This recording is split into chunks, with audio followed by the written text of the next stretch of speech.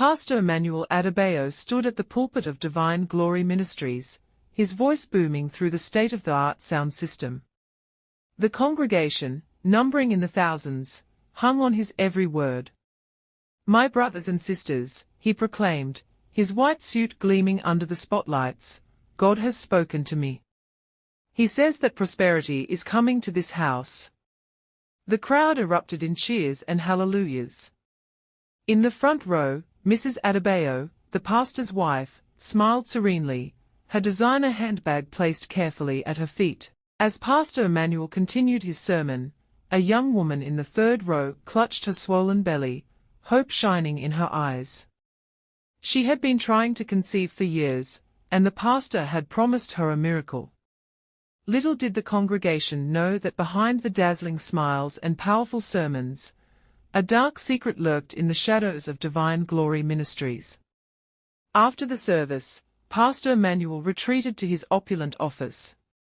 The walls were adorned with certificates and photos of him with various celebrities and politicians. He sank into his leather chair, a satisfied smile playing on his lips. A knock at the door interrupted his reverie. "Come in," he called. His assistant, Brother Tunde, entered, looking nervous. "Pastor, there's a situation outside. A man. He seems to be mentally unstable. He's causing a scene, sir." Pastor Emmanuel's eyes narrowed. "What kind of scene?" "He's shouting about the evil forest, sir. Says he knows your secret." The pastor's face remained impassive, but a flicker of fear passed through his eyes. "Have security remove him." Quietly, as Brother Tunde hurried out, Pastor Emmanuel turned to the window, his reflection staring back at him. For a moment, he thought he saw something dark and sinister in his own eyes. Outside the church, a commotion was brewing. A disheveled man, his clothes tattered and his hair wild, was shouting at the top of his lungs. "The pastor is a fraud," he screamed. "I've seen him in the evil forest. He sacrifices to the dark spirits." The crowd that had gathered looked on with a mixture of shock, disbelief, and morbid curiosity. Some laughed, dismissing the man as a lunatic. Others whispered among themselves, doubt creeping into their minds. Security guards approached the man, trying to hustle him away. But he broke free, running towards the church entrance. "I'll prove it," he yelled. "Follow me to the evil forest. See for yourselves." As the guards tackled him to the ground, a young journalist in the crowd quietly slipped away, her interest piqued. She had always thought there was something off about Pastor Emmanuel's miraculous claims. Perhaps this was the lead she had been waiting for. Back inside the church, Pastor Emmanuel paced his office, his calm facade cracking. He picked up his phone and dialed a number he rarely used. "Chief," he said when the call connected, "we have a problem." The voice on the other end was gravelly and cold. "What kind of problem, Pastor?" "Someone knows about the forest. He's causing a scene outside the church." There was a long pause.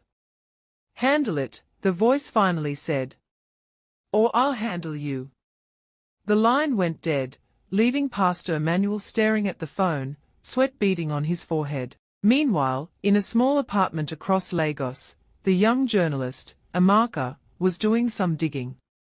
She had heard whispers about an evil forest on the outskirts of the city, a place where dark rituals were performed. But she had always dismissed them as urban legends. Now, she wasn't so sure. As night fell over Lagos, Pastor Emmanuel slipped out of his mansion, careful not to wake his wife. He got into a nondescript car parked a block away, and drove towards the outskirts of the city. The road became rougher as he left the city behind. Soon, he was on a dirt track, dense forest pressing in on both sides. He parked the car and continued on foot, following a path only he could see. Deep in the heart of the forest, he came to a clearing. In the center stood a massive, gnarled tree, its branches reaching out like grasping fingers. At its base was a crude altar, stained dark with old blood. Pastor Emmanuel approached, his heart pounding. From his pocket, he produced a small, squirming sack. As he reached the altar, a figure emerged from the shadows.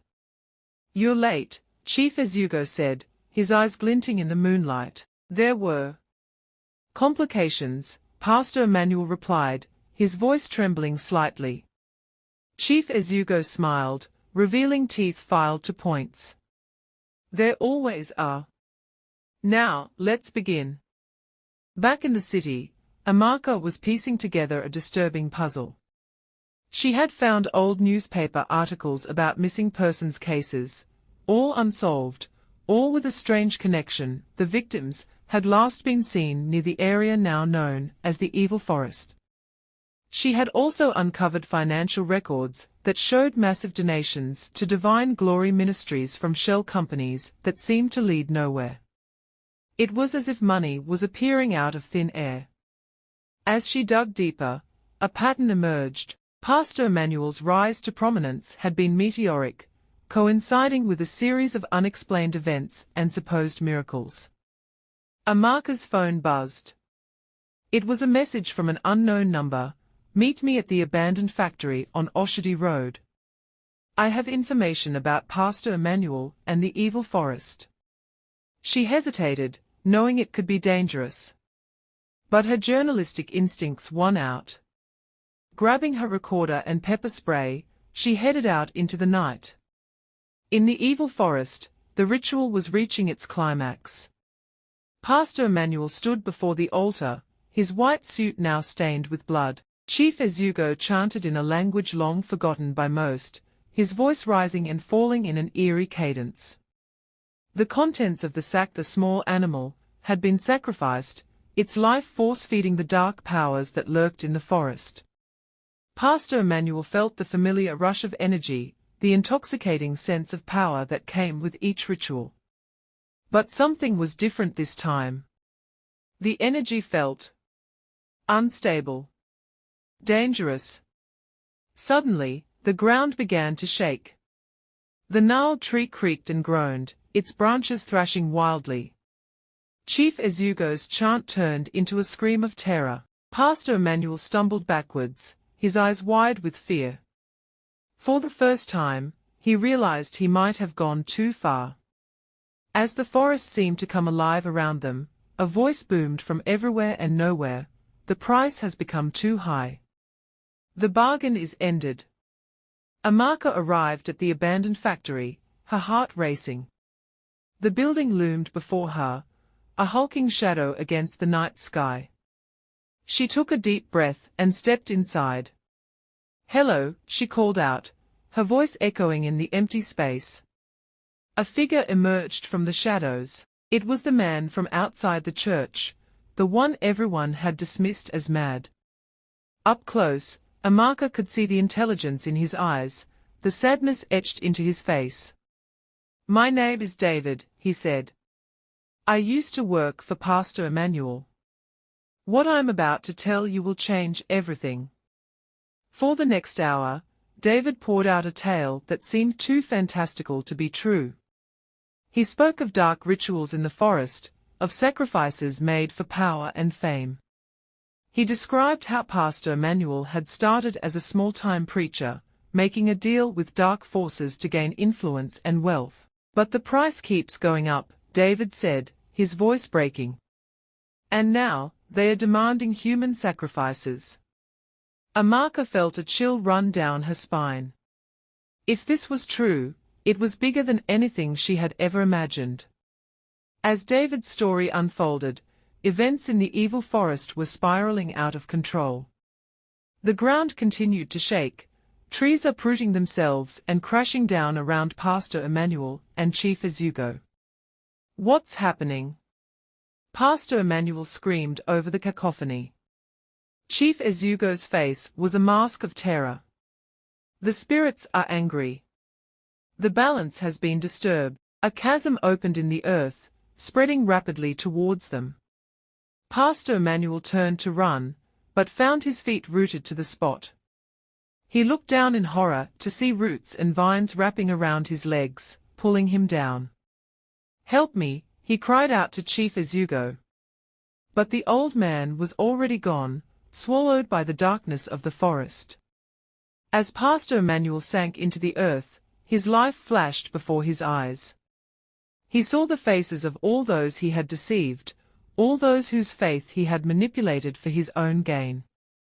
In his final moments, he felt something he hadn't felt in years: remorse. Then, the forest swallowed him whole. The next morning, Lagos was abuzz with shocking news. Pastor Emmanuel had disappeared without a trace. Police were swarming Divine Glory Ministries, questioning staff and searching for clues. Mrs. Adebayo, mascara running down her face, gave a tearful interview on the church steps. "My husband is a good man," she insisted. "He would never abandon his flock. Something terrible must have happened to him." But whispers were already spreading through the congregation.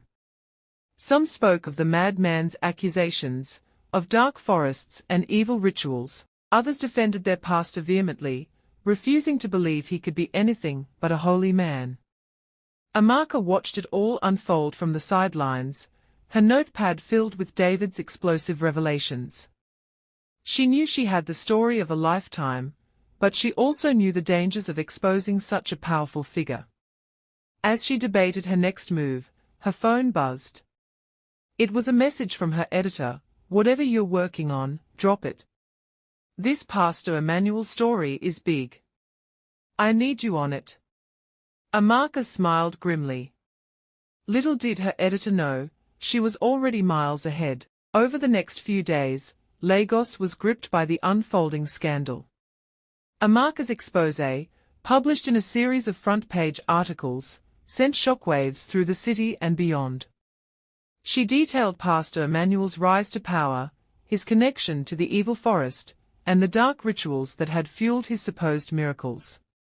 She interviewed former church members who spoke of strange instructions given by the pastor to bury certain items in their yards, to perform odd rituals at specific times. The police, spurred by the public outcry, launched a full investigation. They searched the evil forest, finding evidence that corroborated David's story. The altar, the signs of rituals, even human remains, it was all there. Divine Glory Ministries crumbled in the wake of the revelations. Members left in droves, some angry, others heartbroken. Mrs. Adebayo disappeared from public view, reportedly fleeing the country. But amidst the chaos, something unexpected began to happen. People started coming forward with stories of real miracles, not the showy, staged events of Pastor Emmanuel, but quiet, profound experiences of faith and healing. As the dust began to settle, Amaka found herself grappling with the aftermath of her investigation. She had exposed a great evil, yes, but she had also shaken the faith of thousands. She decided to write one final article, not about Pastor Emmanuel, but about the nature of faith itself. She interviewed religious leaders, philosophers, and ordinary people, exploring what it meant to believe in something greater than oneself. Faith, one interviewee told her, is not about miracles or spectacles. It's about finding meaning in life, about connecting with something beyond ourselves. It's about love, compassion, and doing good in the world. These words resonated with Amaka, and she hoped they would resonate with her readers too. She wanted to show that while one man's corruption had been exposed, the human capacity for genuine faith and goodness remained intact. As she wrote, she thought about David, the man whose courage had started it all. She had helped him get the mental health support he needed, and he was slowly rebuilding his life. Months passed, and life in Lagos slowly returned to normal. Divine Glory Ministries had been demolished, the land repurposed for a community center. The evil forest, once a place of darkness and fear, was now under protection, with conservationists working to restore its natural balance. Amaka's series of articles had won her numerous awards and catapulted her career to new heights. But more importantly, it had sparked a national conversation about faith, power, and the dangers of blind devotion. New, smaller churches began to spring up, led by pastors who emphasized community service and personal spiritual growth over spectacle and wealth. The era of the megachurch in Lagos seemed to be over, replaced by a more grounded, authentic approach to faith. One day, as Amaka was walking through her neighborhood, she passed a small gathering in a community hall. Curious, she peeked inside. A diverse group of people sat in a circle, sharing stories and supporting one another. There were no promises of miracles, no demands for money, just genuine human connection. Amaka smiled to herself. This, she thought, was what real faith looked like. As for Pastor Emmanuel, his fate remained a mystery. Some claimed to have seen him in other cities, a broken man begging on the streets. Others insisted he had fled to another country, his ill-gotten wealth hidden away in offshore accounts. But there were also whispers, late at night when the city grew quiet, of strange sounds coming from the evil forest. Of a voice crying out for redemption, of a man trapped between worlds, forever paying for his misdeeds. These stories became Lagos's new urban legend, a cautionary tale passed down from parent to child. Be careful who you trust, they would say. And remember, true power comes from within, not from dark bargains or false prophets. The young woman who had once sat in the third row of Divine Glory Ministries, hoping for a miracle, had her baby conceived naturally, without any divine intervention. She named him Emmanuel, not after the fallen pastor, but as a reminder that God was with them, in the simplest and most profound moments of life. Years later, Amaka stood at the edge of the once evil forest. The trees had grown tall and strong, the undergrowth lush and green. Birds sang in the canopy, and small animals scurried through the underbrush. She thought about the journey that had brought her here, the risks she had taken, the truths she had uncovered, the lives that had been changed. She thought about Pastor Emmanuel, Chief Ezugo, and all those who had been caught in their web of deceit. But mostly, she thought about the resilience of the human spirit. How, even in the face of betrayal and disillusionment, people had found new ways to connect, to believe, to find meaning in their lives. As she turned to leave, she noticed a small plant pushing up through the soil at her feet. It was delicate, but strong, its leaves reaching towards the sunlight filtering through the trees. Amaka smiled. It was a perfect metaphor for Lagos itself, always growing, always reaching for the light, no matter how dark the soil it grew from. She took a deep breath of the fresh forest air, and headed back towards the bustling city, ready for whatever story awaited her next.